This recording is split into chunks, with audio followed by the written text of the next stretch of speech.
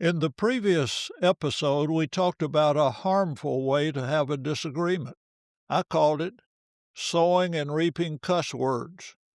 You might like to listen to prepare for this message on communicating during conflict.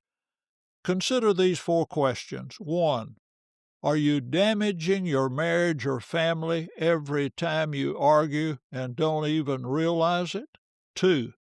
Have you ever said, "Nothing's wrong," when something was very wrong and it only made things worse? 3.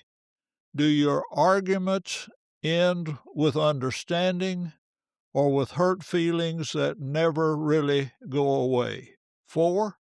Could one simple change in the way you argue completely change the atmosphere in your home? Welcome to Gleaning Mustard Seeds with Jerrie Barber. Mr. Barber is a preacher, a ventriloquist, a barefoot runner, and writes 2 blogs. When Jerrie communicates, he encourages people, try not to learn very much. Find a mustard seed. In the next few minutes, try not to learn very much.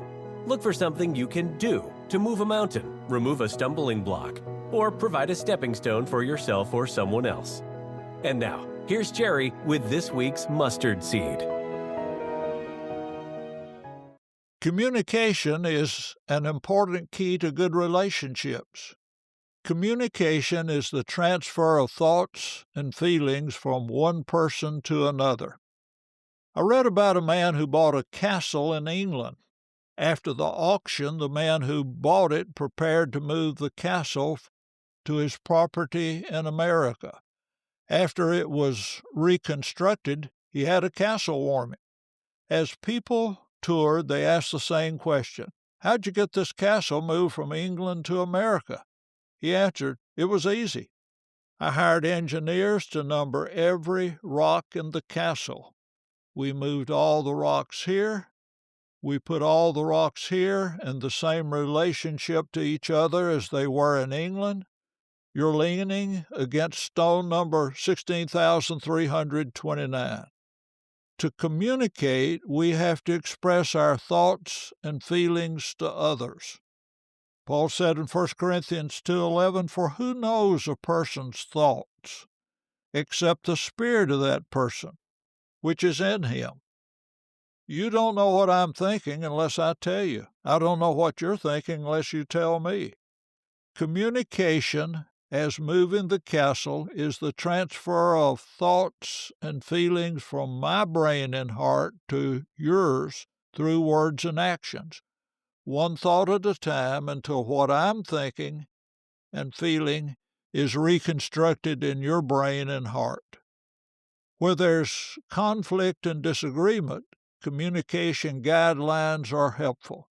Here are principles for having a good fuss with those we value and love.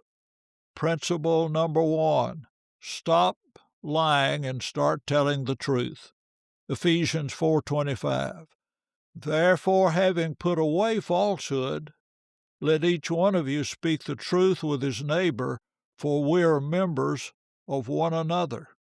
Fear of disagreement often brings dishonesty, but God has a better way. Proverbs 27:5 and 6. Open rebuke is better than love carefully concealed. Faithful are the wounds of a friend, but the kisses of an enemy are deceitful. After being married a short time, Tom would crawl under the covers and mumble something about the way the bed's been made. This hurt Joan's feelings because she wanted so much to please that she'd get quiet. Dismayed and frustrated, Tom would try to find out what's bothering her. Being afraid of a fight, Joan would lie by replying, "Nothing." The sequence occurred frequently. Sometimes Tom would press her about her quietness, and her reply was, "Nothing's wrong, but there will be if you don't stop asking me." This only intensified her lie. My wife, Gail, was behind a woman checking out in the grocery store. Her little boy was back in the aisle playing with cans of vegetables. His mother told him, "Come on." He didn't move. She repeated her command, "Come on, it's time for us to go." Still no response. She increased her tone and volume. "If you don't come on right now, I'm going to whip you right here in the store." The boy still didn't obey. She finally drug him out of the store. Why didn't he come when she threatened to whip him? She had probably lied to him before. Dishonesty damages, often completely destroys communication. Jesus has a better way. He said in Matthew 5:37, "Let what you say simply be yes or no. Anything more than this comes from evil." Principle number 2, keep current. Ephesians 4:26-27. Be angry and do not sin. Do not let the sun go down on your anger, and give no opportunity to the devil. Anger not dealt with is anger saved for future use. There's a tendency to save up irritation and unload it all at one time on associates, spouses, children, and pets. Man came home from work and saw a cake on the table with 7 candles on it. He asked, "Whose birthday is it?" His wife answered, "The dress I have on. It's been 7 years since I've had a new dress." Do you think that's the first time she ever thought about that? We need to deal with our anger each day. Jesus told this principle in Matthew 5:23-26.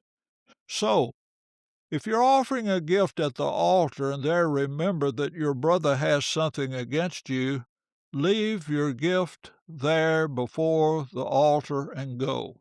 First, be reconciled to your brother, and then come and offer your gift. Come to terms quickly with your accuser while you're going with him to court, lest your accuser hand you over to the judge and the judge to the guard, and you be put in prison. Truly I say to you, you'll never get out until you have paid the last penny. Listen again next week as we continue to coach each other on how to have a great family disagreement. Thank you for listening to Gleaning Mustard Seeds with Jerrie Barber.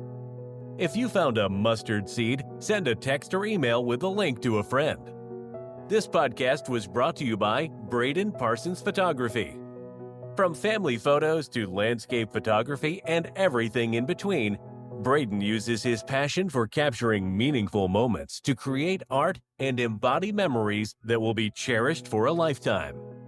Whether you want photos for your family, an event, or even want to browse Braden's portfolio for prints you can buy as art for your home or office, go to bradenparsons.com to explore the creativity and inspiration that comes from Braden Parsons Photography.